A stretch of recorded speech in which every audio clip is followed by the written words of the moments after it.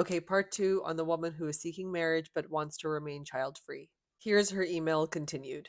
I do think there is a point in getting married without having children. I would like someone to build a life with, to buy a house together, to host family, friends, their children, to travel and enjoy the world, to be a part of other people's villages and raising their families, to share perspectives, improve each other's self development.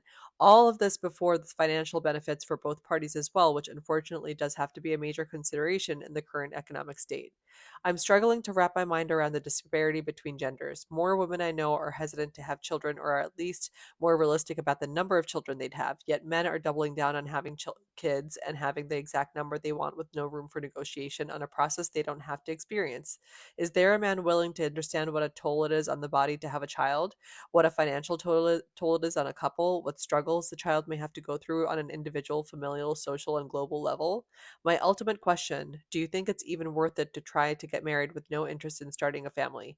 Based on your data pool, are there any men who do not want to have children? And here's my response. Everything you said is valid and very eloquently stated reasoning for not wanting children. My advice to you: stop trying to convince anyone why you don't want to have children.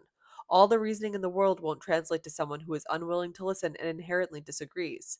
Separately, while the reasoning men have for wanting children may not make sense to you, and while I agree that men definitely truly don't understand the medical risks, physical, mental, and emotional difficulties, change in lifestyle that women have to endure in order to have children, it's a moot point to discuss whether or not those reasons are valid.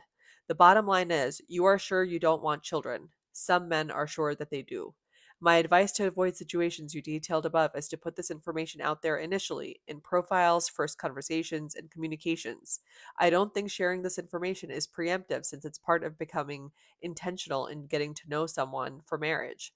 Ultimately, from what I've seen so far in my pool, is there are some men who specify they do not want to have children, although, as you noted, the majority of men and women do want children. I can't tell you if this should deter you from your efforts in seeking a partner, but yes, it will make the search more specific and potentially more difficult.